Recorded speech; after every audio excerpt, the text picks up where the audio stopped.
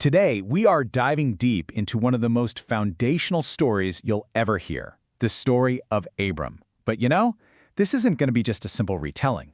With some absolutely incredible ancient commentary to guide us, we're going to peel back the layers on this profound human drama, a story about wealth, deep-seated fear, and a destiny that was literally written in the stars. So let's jump right in. The scene opens with some serious high tension. Abram is fresh off this massive military victory. He's just rescued his nephew Lot and a ton of spoils. And who shows up? The king of Sodom. And he makes what sounds like a pretty generous offer, right? He says, "Look, you did all the heavy lifting. Just give me my people back and you can keep all the treasure." All right, so here we go. This is the setup for a huge test. Abram has already proven he's a powerhouse on the battlefield, but now he's facing a test of his character. The wealth of an entire kingdom is just sitting there, right at his feet. All he has to do is say yes. But Abram's response? It's immediate and it is absolute. He doesn't just say, "No thanks." He makes a solemn vow. And notice how specific he is, not a thread or a sandal strap. He is shutting this offer down in the most complete way possible.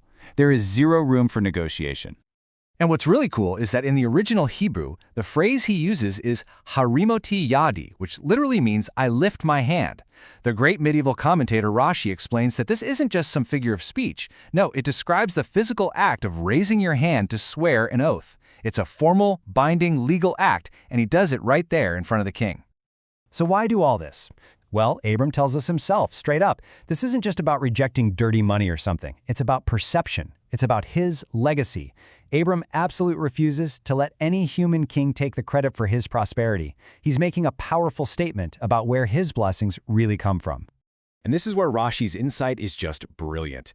He points out that Abram is basically cashing in on a prior promise. God had already told him, "I will bless you." So by turning down the king's offer, Abram is essentially saying, my wealth comes from a higher source, and he's actively protecting the integrity of God's promise. Okay, so after this huge display of faith and principle, you'd think Abram would be feeling pretty good about himself, right? On top of the world. But the story takes this sharp turn and shows us a completely different and very human side of him. The question just kind of hangs there in the air. I mean, after winning a war and passing this major moral test, what could Abram possibly be afraid of now? The text says the word of the Lord came to Abram in a vision, telling him, "Fear not," which of course implies that he was afraid. And Rashi once again gives us this deep psychological look into what's going on. He says Abram's anxiety was twofold. First, he was terrified of divine payback for the people who died in the battle. And second, he was worried that maybe, just maybe, this victory was it. That this was the entire reward God had promised him and there was nothing else coming. And then, Abram just lets it all out. He voices his absolute deepest fear. He basically says, "What good is any reward you give me? I'm going to die childless. Everything I own, my entire life's work is just going to pass to Eliezer, my servant."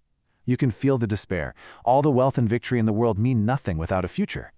The Hebrew word that Abram uses for childless here is ariri. And Rashi connects this word to roots that mean destroyed or erased. So for Abram, being childless wasn't just a personal sadness. It felt like the ultimate destruction, the complete erasure of his entire legacy from history itself.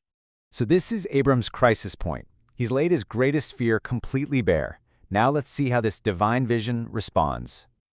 God's response is swift and it is direct. It immediately eliminates Abram's fear. That one, talking about his steward, Eliezer, will not be your heir. It's just this powerful, clear negation of everything Abram was worried about.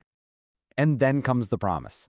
It's not just that his servant won't inherit his stuff, but that someone from his very own issue will. This is it. This is the explicit confirmation that Abram has been so desperately waiting for. His legacy will not be erased. It's going to continue through his own child. But the vision doesn't just stop there. Oh no. God takes this very personal promise and elevates it to a cosmic scale in one of the most iconic scenes in the entire narrative. And here it is, the famous command. God takes Abram outside and gives him this impossible task, count the stars. The whole point, of course, is that it's impossible. Now, Rashi just completely deepens the meaning of this scene. The simple reading, right, is that the stars are a metaphor for Abram having countless descendants.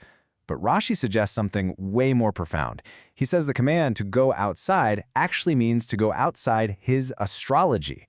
You see, in the ancient world, many believed your fate was written in the stars, and Rashi says Abram had seen in the stars that he was fated to be childless.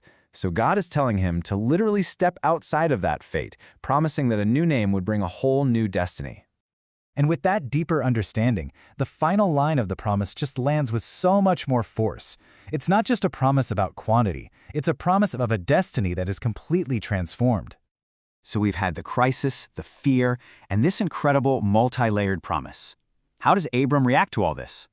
Well, the conclusion is actually very simple, but it is incredibly powerful.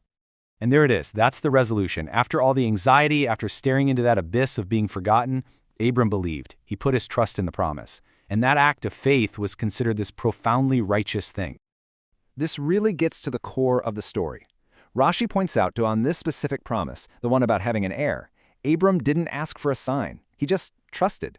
So the merit wasn't just that he believed, but how he believed, completely, and without needing a single shred of proof. And that leaves us with his final thought, right? In a world like ours that so often demands evidence and certainty for everything, this ancient story presents this radical idea of faith. Abram's greatest test wasn't on some battlefield, it was in his own heart. And his greatest victory was just a quiet act of trust. So what does that tell us today about what it truly means to believe in a promise?